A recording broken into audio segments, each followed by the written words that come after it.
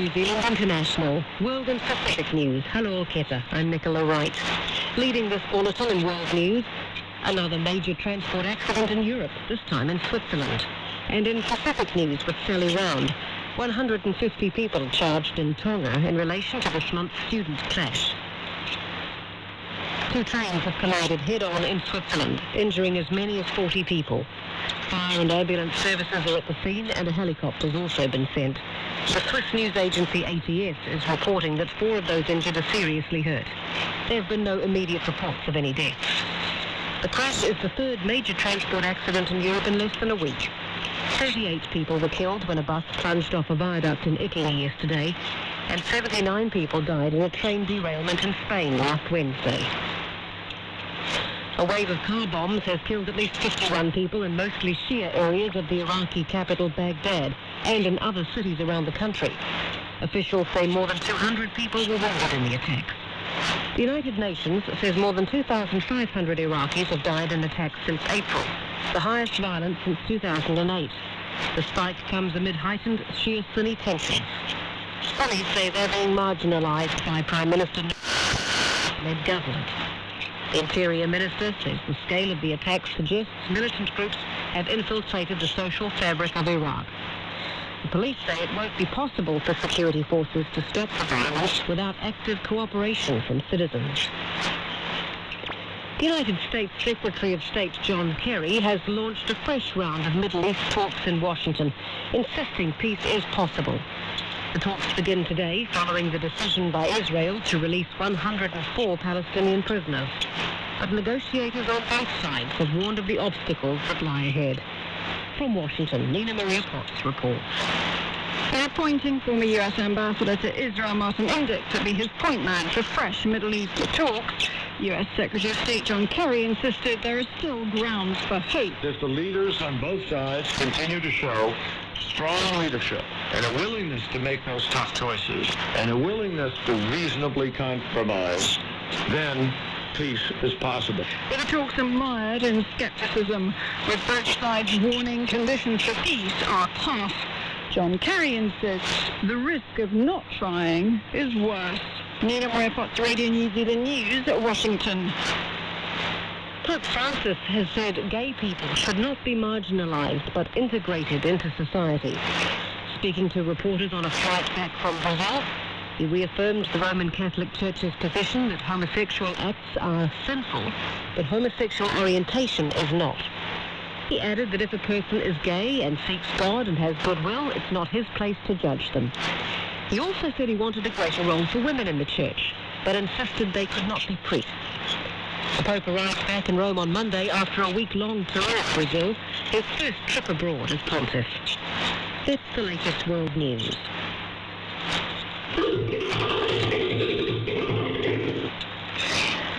And now with Pacific News, I'm Sally Round. 150 people have been charged in relation to this month's clash involving students from 2 rival colleges in Tonga. The Matangi Tonga website reports 147 students from Tupou College and 3 adults have been charged in relation to the violent attack at a home in Tofua nearly 2 weeks ago. A new charge of unlawful assembly has been filed against each of the accused, who've also been released on bail until October. The Deputy Police Commissioner, Olafar Orr, says they've also been charged with conspiracy to commit willful damage. The website reports the 22 accused who were held in police custody have been released on bail and face various charges, including trespassing, housebreaking and causing grievous bodily harm. The 3 adults are also facing charges of aiding criminal damage. Thousands of asylum seekers will be housed on Nauru in a tent city for up to 5 years if a coalition government were to win power in Australia. The Australian newspaper reports at least 2,000 people would be sent to a new camp, but thousands more would be located elsewhere, with no guarantee of final settlement in Australia. The paper describes the plan as a cheap alternative to the Labor government's proposed Manus Island resettlement program. The news comes as the Labour government prepares to send about 40 single men from Christmas Island to Manus Island. They're among the first people to arrive in Australian waters since Prime Minister Kevin Rudd announced his Manus Island proposal 11 days ago. The Coalition's immigration spokesman, Scott Morrison, said during a tour of potential sites on Nauru that the island could take around 5,000 asylum seekers over time in tents and other permanent facilities. Mr. Morrison said some asylum seekers may end up in Australia, but with no guarantee, and many could be resettled in countries such as Canada or New Zealand. The West Papua-based human rights group ALSHAM says it remains difficult to verify reports of a massacre by Indonesian security forces in a remote part of Papua province. Reports surfaced in May that around 40 West Papuans had been executed by military or paramilitary police in Papua's Puncak Jaya region. The reports were dismissed by Indonesian authorities. Rights groups have little access to the remote region, which is controlled by military and Kopassus troops. ALSHAM's Paul Mambrasar admits there remains a lack of hard evidence. A lot of sources or quoted information from just people or people who came out from those areas, including a number of them in Munea. That is why I said we cannot ascertain or confirm that it's the military or in this case it's Kopassus. Yeah, but certainly there's no doubt that some killings took place there. Paul Mambrasar of the human rights group ALSHAM. An academic with Fiji's Centre for International and Regional Affairs says Suva's attack on Australia's new asylum seeker policy is part of Fiji's repositioning on the regional and global stage. The Fiji regime says Australia's deal with Papua New Guinea to allow refugees to settle in PNG is a continuation of its high-handed and arrogant policies towards the region.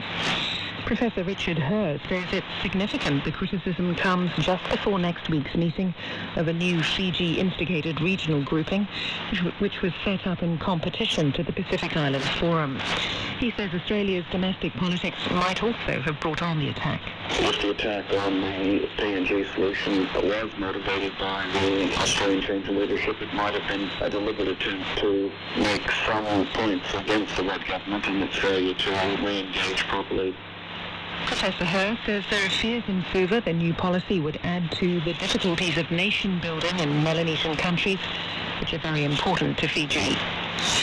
The Fiji engineer in charge of the plan to dig diversion canals to alleviate flooding in Nadi says stakeholders will be consulted before works begin. The council announced last week that the Japanese International Consultancy Agency will carry out the project, which is a joint effort of the Japanese and Fijian governments worth $150 million. Stakeholders have complained of little consultation so far, and that the most recent proposal is based on a dated 1998 report. Meli Tamamana says landowners and other interest groups will have their concerns raised at the next visit of the JICA, which will assess whether the project can proceed on the 1998 recommendations. So the landowners will come into play. At the moment, we are waiting for the Japanese expert team to come in, have a look at the 1998 report, and we will go on from there. If there's new recommendations or changes that will need to be made, then all the stakeholders will be informed. A Fiji engineer, Meli Tamana. Vanuatu's Prime Minister Moana Kakasis and his cabinet have led a parade to commemorate 150 years since the end of blackbirding in the Pacific. Among those that took part in the parade were about 100 members of South Sea Islanders from Australia who are part near Vanuatu. The parade commemorates the end of the practice of kidnapping Pacific Islanders to forced labour in Australia in the 19th century. The Prime Minister said those who caused so much suffering, including deaths among the workers, should have been ashamed of themselves. Mr. Kakasis encouraged leaders to come up with suggestions on how the governments of the two countries can reach an amicable understanding over the issue.